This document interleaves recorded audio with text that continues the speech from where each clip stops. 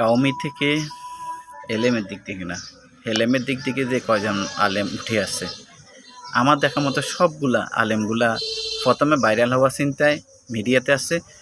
শুরুটা মানে ভাইরাল হওয়ার শুরুটা করছে আপনার জামাতকে দিয়ে, জামাতের কঠোর বিরোধিতা করে তারা শুরুটা করেছে। যেমন মুফতি রেজওয়ান রফিকি, লুৎফুজ্জামান ফরাজি, তারপরে আছে রাজুল করিম আবরার, তারপরে এখন তো গুটিনাটি, তারপরে হাফিজুর রহমান কুয়াকাটা, তার ভাই মেজবা, ঠিক আছে। এভাবে 10-12 জন আলেম এখন বর্তমানে ভাইরাল, ঠিক আছে। এরা প্রথম শুরুটা করছে জামাত বিদ্বেষ দিয়ে। তারা প্রথম চিন্তাটা করে আমি যদি ভাইরাল হতে হয় তাহলে আমাকে জামাতের বিরুদ্ধে কথা বলতে হবে, কারণ জামাতের বিরুদ্ধে কথা বললে সবার কাছে আমি রেসপেক্ট পাবো। তো এটাই শুরু রেজাল্ট করেন আবরার, কিন্তু মাঝখান দিয়ে তিনি একটু কন্ট্রোলে ছিলেন, ঠিক আছে। এখন আবার ব্যাপার শুরু করে দিয়েছেন, যাক এখন নতুন নতুন দেখবেন আরও কিছু উদীয়মান বাইর হয়েছে।